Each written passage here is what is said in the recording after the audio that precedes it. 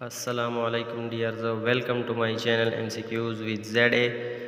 आज एक past paper को हल करने की कोशिश करते हैं।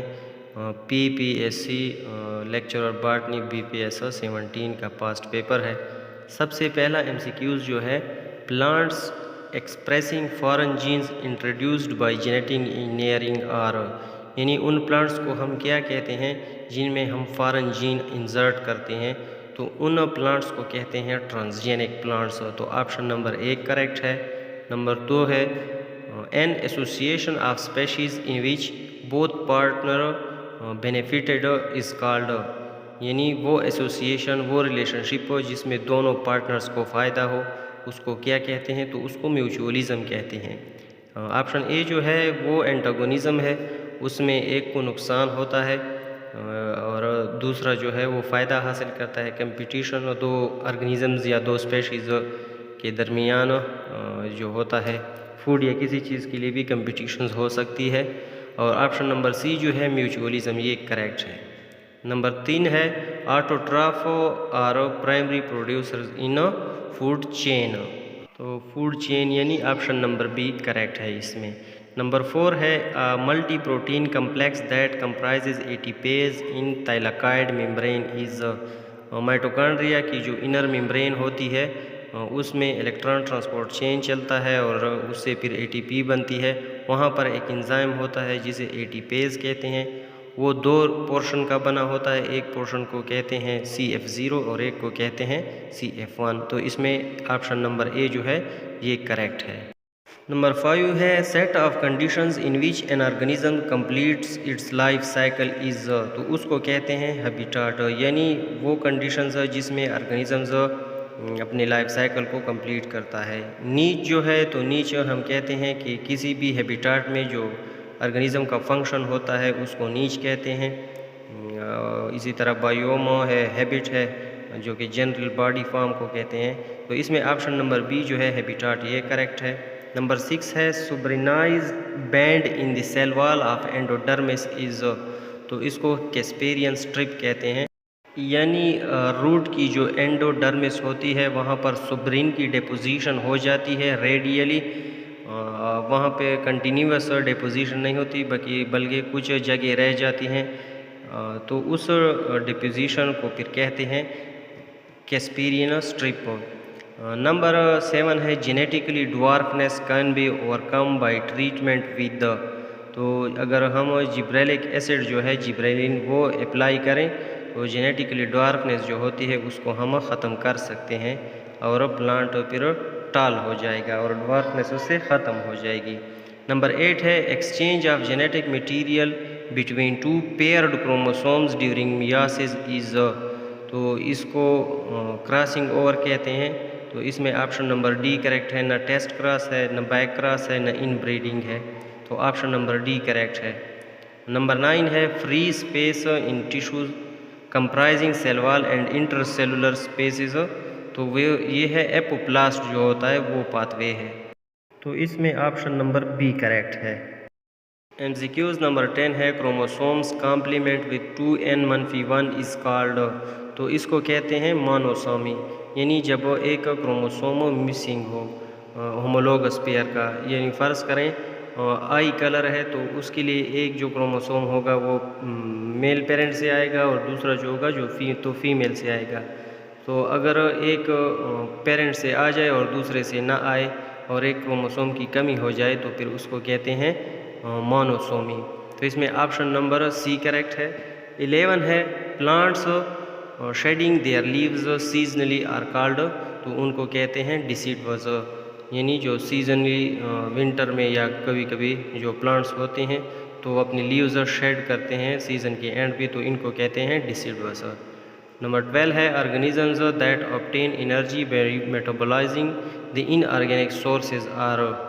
तो एक्चुअली तो इनको कीमो ऑटोट्रॉफ भी कहते हैं, लेकिन यहाँ पर जो लिथोट्रॉफ्स है ये करेक्ट हो सकता है, क्योंकि ये भी लिथोट्रॉफ भी कुछ ऐसे बैक्टीरिया को कहते हैं, ऐसे माइक्रो ऑर्गेनिजम्स को जो कि इनऑर्गेनिक मिनरल्स जो होते हैं उनकी मेटाबॉलिज्म से वो एनर्जी हासिल करते हैं। तो इसमें या तो ऑप्शन नंबर ए करेक्ट है या फिर option number E none of these होगा।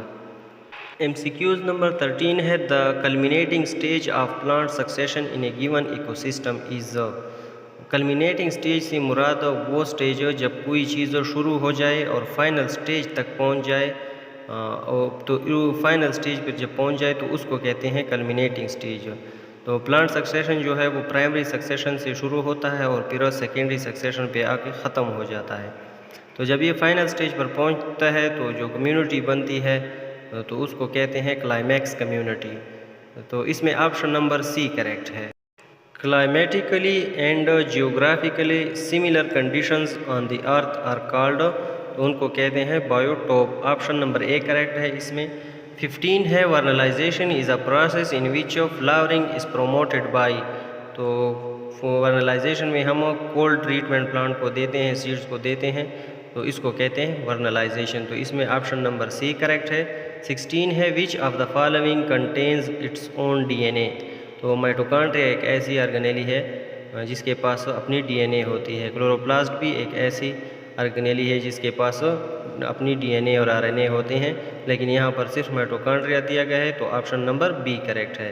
17 है in chlorophyll 4 rings are of pyrrole forming complex with, तो वो मैग्नीशियम जो होता है सेंट्रल एटम होता है और 4 जो पायरोल रिंग होते हैं, तो इसमें ऑप्शन नंबर सी करेक्ट है, यानी मैग्नीशियम एटम होता है। 18 है plants growing inside another plant are called, तो वो प्लांट्स जो दूसरे प्लांट्स के अंदर ग्रो करते हैं उनको कहते हैं एंडोफाइट्स। 19 है a functional unit of modern ecology is, तो फंक्शनल यूनिट जो मॉडर्न इकोलॉजी की है वो है इकोसिस्टम, लेकिन यहाँ पर इकोसिस्टम नहीं है तो हैबिटाट को हम करेक्ट कहते हैं। इसमें ऑप्शन नंबर ए है। 20 है mutation arising as an immediate and direct response to selective pressure, तो ये है एडाप्टिव म्यूटेशन, तो इसमें ऑप्शन नंबर बी करेक्ट है। 21 है the green algae belongs to, तो ये क्लोरोफिटा से बिलोंग करता है, ऑप्शन नंबर बी करेक्ट है। 22 है if the gametes and gametangia in fungi are of unequal size they are termed as anisogametes, तो इसमें ऑप्शन नंबर डी करेक्ट है। 23 है क्लोरोफिल डी एग्जिस्ट्स इन, तो क्लोरोफिल डी जो है ये रोडोफाइटा में पाई जाती है। 24 है which of the type of chlorophyll is rare in xanthophysi and has been determined in only 2 of its genera, तो क्लोरोफिल ए जो है ये तो यूनिवर्सल है, क्लोरोफिल बी सिर्फ ग्रीन एल्गी में पाया जाता है, क्लोरोफिल डी जो है ये सिर्फ रोडोफाइटा में पाया जाता है, क्लोरोफिल ई जो है ये रेयरली पिरो xanthophysi में पाया जाता है, तो इस xanthophysi में सी और ई पाए जाते हैं, तो इसमें ऑप्शन नंबर बी जो है क्लोरोफिल ई करेक्ट है। 25 है the axoneme in an algal filament is composed of 11 fibres, तो इसमें ऑप्शन नंबर सी करेक्ट है। 26 है an antibiotic called chlorellin is derived from, तो क्लोरेलिन जो है ये क्लोरेला से डिराइव्ड होता है, ऑप्शन नंबर डी करेक्ट है। 27 है, ये नंबरिंग थोड़ी गलत हुई है, ये 27 MCQs है। In Pakistan volvox is found abundantly in water ponds during the month of, तो इसका ऑप्शन मुझे कंफर्म नहीं है, तो आप लोग ये खुद ढूंढ लें, इसका मुझे ऑप्शन कंफर्म नहीं है। 28 है because of extracting dash from the water depositing in it in there was different species of chara refer to as stone worts, यानी कारा के जो सलवाल पे डिपोजिशन किस चीज़ की डिपोजिशन हुई होती है जिस वजह से हम उनको स्टोन वर्ड्स कहते हैं, तो कैल्शियम कार्बोनेट जो है ऑप्शन नंबर बी, ये कारा के सलवाल पे डिपॉजिट होती है और इसी वजह से इनको स्टोन वर्ड्स कहते हैं। 29 है पक्सीनिया ग्रेमिनी काजेज ब्लैक और स्टेम रेस्ट, यानी ऑप्शन नंबर सी जो है ये करेक्ट है इसमें। 30 है the 0 and 1 stages of Puccinia graminis are produced on, तो वो पहले जो और 0 स्टेज जो होता है तो वो स्ट्रेटिकम एस्टियम यानी वीट से शुरू होता है, पहले 3 स्टेजेस वीट पर होते हैं, तो इसमें ऑप्शन नंबर ए करेक्ट है। ये पेपर जो है इसमें टोटल 100 MCQs हैं, तो 30 अभी हो गए, 30 फिर नेक्स्ट वीडियो में करेंगे और 40 फिर लास्ट वीडियो में करेंगे। यानी हम इसको 3 हिस्सों में डिवाइड करेंगे ताकि इसको हम आसानी से समझ सकें और इनके जो MCQs हैं ये अगर रिपीट हो जाएं तो हम इनको इजीली हल कर सकें। इंशाल्लाह फिर नेक्स्ट लेक्चर में मिलेंगे, तब तक के लिए अल्लाह हाफ़िज़।